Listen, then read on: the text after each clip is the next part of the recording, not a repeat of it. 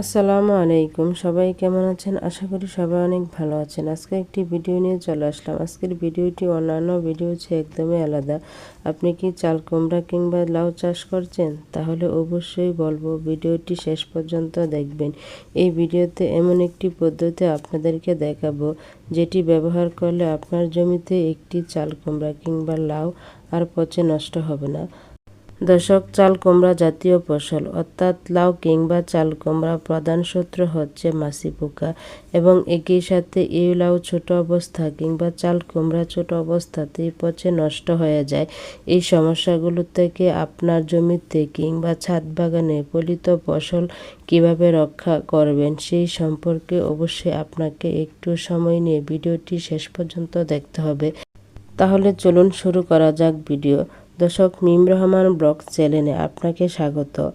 এই ভিডিওতে ছোট্ট একটি টিপস আপনাদের সামনে তুলে ধরব, যেটি ব্যবহার করলে আপনার চাল কুমড়া কিংবা লাউ আর পচে নষ্ট হবে না। দর্শক, চাল কুমড়া জাতীয় ফসলের প্রধান শত্রু হচ্ছে মাছি পোকা। এই মাছি পোকা আক্রমণের ফলে আপনার জমিতে চাল কুমড়া কিংবা লাউ পচে যায় 70 থেকে 80%। তাই বুঝতে পারছেন, সঠিক ব্যবস্থা গ্রহণ না করলে আপনার কষ্টার্জিত ফসল খুব সহজেই নষ্ট হয়ে যাবে। এবার একটু মনোযোগ সহকারে দেখুন। যদি আপনি বাণিজ্যিকভাবে চাল কুমড়া চাষ করে থাকেন তাহলে অবশ্যই একটু সময় দিয়ে শেষ পর্যন্ত দেখুন। দর্শক, কাজটি খুবই সহজ, যে কেউ করতে পারবেন। মাছি পোকা সহ যে কোনো পোকা থেকে আপনার চাল কুমড়া রক্ষা করার জন্য প্রয়োজন এরকম মাঝারি সাইজের পলিব্যাগ। সুপ্রিয় দর্শক, প্রথমে আপনাদের যে কাজটি করতে হবে সেটি হলো লাউয়ের আগে পরাগায়ন সংগঠিত করতে হবে। পরাগায়ন করার পরে আমাদের পলিব্যাগের কাজ শুরু করতে হবে। পরাগায়ন খুবই সহজ এটি খুবই সহজ, আপনি করতে পারবেন। শুধুমাত্র আপনাকে পুরুষ ফুল এবং স্ত্রী ফুল চিহ্নিত করতে হবে। পুরুষ ফুল খুব সহজে আপনি বুঝতে পারবেন যে ফুলের নিচে কোনো লাউয়ের ন্যায় অংশ থাকবে না, সেই ফুল হচ্ছে পুরুষ ফুল। আর যে ফুলের নিচে লাউয়ের অংশ থাকবে সেটি স্ত্রী ফুল।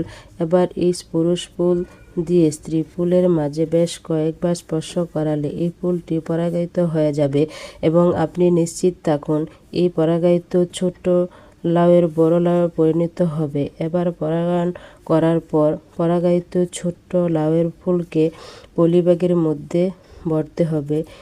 এটি এমনভাবে আপনাকে বাঁধতে হবে যাতে করে এর ভিতরে পর্যাপ্ত পরিমাণে আলো বাতাস চলাচল করতে পারে, শুধুমাত্র কোনো ধরনের পোকা কিংবা মাছি পোকা ভিতরে ঢুকতে না পারে।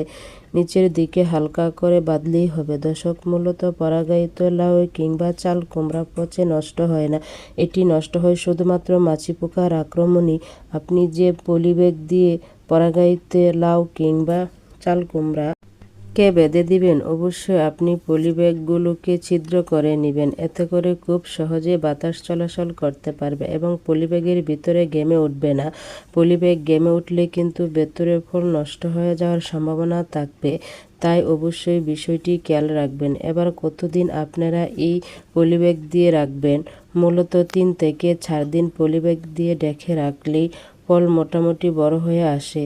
তখন ফলের ত্বক একটু শক্ত হয়ে যায়, মাছি পোকা আর এখানে সহজে ডিম পাড়তে পারবে না। অর্থাৎ আপনাদের 3 থেকে 4 দিন পর এই পলিব্যাগ খুলে ফেলতে হবে।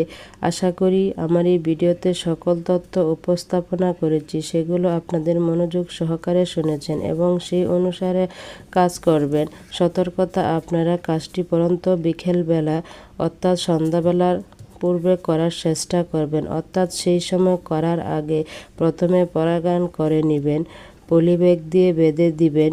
যারা বাণিজ্যিকভাবে চাষ করছেন তাদের জন্য কাজটা একটু কঠিন, তারা চাইলে রাসায়নিক পদ্ধতি অবলম্বন করতে পারেন, কিন্তু যারা ছাদ বাগানে করছেন তাদের জন্য কাজটা খুবই সহজ। অবশ্যই আপনারা এই কাজটি করার চেষ্টা করবেন। দেখবেন কোনো ধরনের কীটনাশক কিংবা ছত্রাকনাশকের প্রয়োজন নেই। আপনারা এমনিতেই শুধুমাত্র পলিব্যাগ ব্যবহার করলে আপনারা লাউ কিংবা চাল কুমড়া অনেক বড় হবে। দর্শক, এই পদ্ধতি আপনারা কতগুলো লাউ পলিব্যাগিং করবেন, আপনাদের প্রত্যেকটাই বড় ফলে পরিণত হবে, কোনোটি নষ্ট হবে না। তবে অবশ্যই আমি এই বিষয়টি আপনাদেরকে পরাগায়ন শতভাগ সম্পন্ন করতে হবে, এছাড়া কিন্তু আপনার ফল বড় হবে না। আপনি যদি পরাগায়ন করতে ব্যর্থ হন কিন্তু পলিব্যাগ দিয়ে লাউ কিংবা ছাল কুমড়া বেঁধে রাখেন, তাহলে কিন্তু ভিতরে ফল বড় হবে না।